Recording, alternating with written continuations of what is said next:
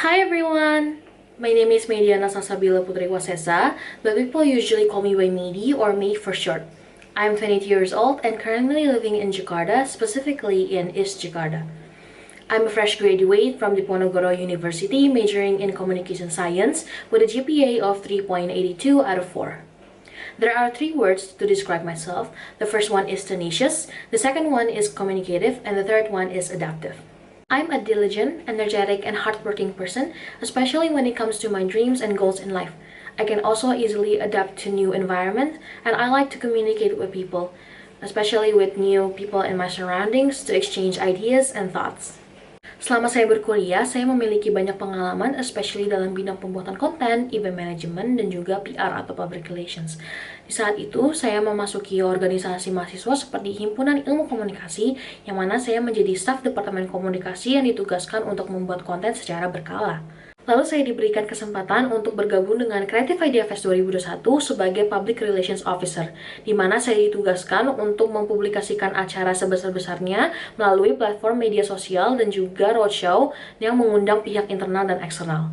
Pada saat itu, saya dan tim berhasil mengundang 60 institusi pada roadshow yang bertujuan untuk mempromosikan acara CIF 2021.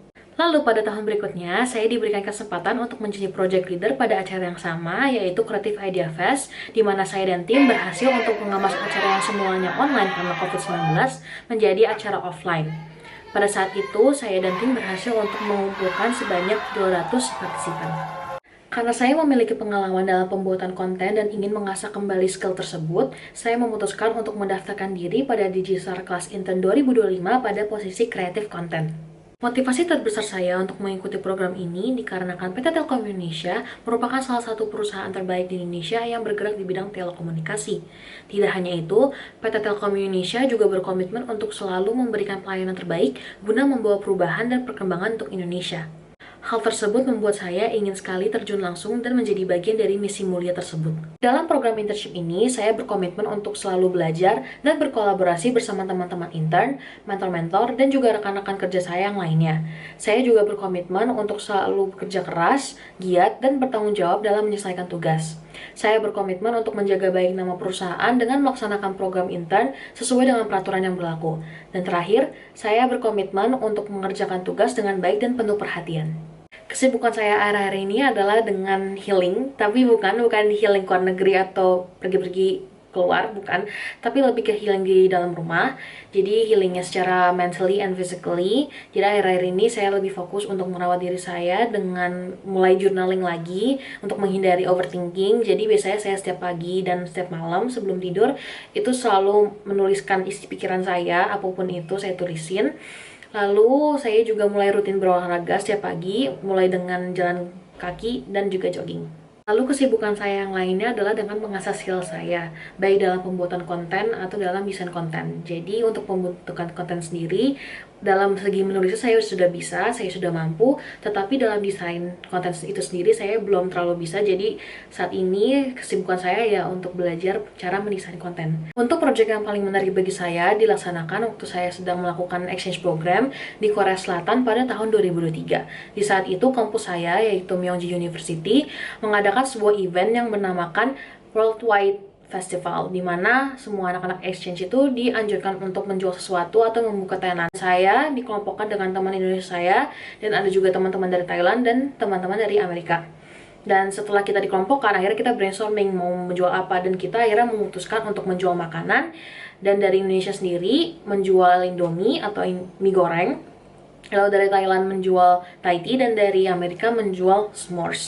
Kendala yang saya rasakan saat proyek itu berlangsung adalah kurangnya komunikasi setelah fase brainstorming. Setelahnya jadi kurang kompak, jadi kurang bonding, dan kurang ngobrol. Karena udah tahu masing-masing negara mau jualan apa, jadi masing-masing negara juga akhirnya jalan sendiri. Jadi Indonesia jalan sendiri, pergi sendiri, Thailand pergi sendiri, dan yang Amerika juga pergi sendiri. Dan di situ saya ngerasa kayak, kok kurang kompak ya kita, kok kurang bondingnya. Padahal kan tujuan event ini adalah untuk menyatukan kita semua, untuk menyatukan satu negara dengan yang lainnya. Dan dari situlah saya coba untuk ngobrol ke teman-teman Indonesia saya dulu dan mengajak mereka, ayo kita kumpul lagi sama mereka biar kita kompak, karena di hari H juga ada penilaian kelompok. Jadi setelah saya ngajak teman-teman Indonesia saya barulah mengajak teman-teman Thailand dulu. Dan setelah teman-teman Thailand udah setuju, akhirnya saya mencoba untuk mengajak yang teman-teman Amerika. Saya akhirnya bisa ngerasain jalan-jalan dengan mereka ke Hongdae dan membeli barang-barang yang emang belum lengkap untuk event kita nantinya gitu. Jadi dari situlah saya bisa paham kalau misalkan emang komunikasi itu penting banget, apalagi kalau uh, di dalam setting yang multikultural. Jadi dari situlah saya mencoba untuk nggak malu dan mulai mencoba untuk merangkul semuanya, dan akhirnya kita jadi kompak dan kita di hari H itu dicap atau dilihat orang-orang tuh grup paling rame, paling heboh sekampus. Dan itu yang saya harapkan sih sejujurnya, karena jadi kerasa bonding banget. Dan akhirnya setelah jualan itu selesai, kita akhirnya mendapat penghasilan itu sekitar 200 ribu won. Jadi lumayan banget dari segi keuangannya dan juga dari segi memorisnya bersama mereka gitu. Untuk tools yang saya kuasai ada Canva, saya rate 9/10. Ada aplikasi editing VN atau CapCut itu sekitar 8/10. Untuk seluruh Microsoft Office itu 7/10. Untuk aplikasi Google itu sekitar 7,5/10. Lalu ada media sosial seperti TikTok dan Instagram sebanyak 8/10. Mungkin itu dulu dari saya. Sekian, terima kasih. Mohon maaf apabila ada salah kata. See you next time. Bye, thank you.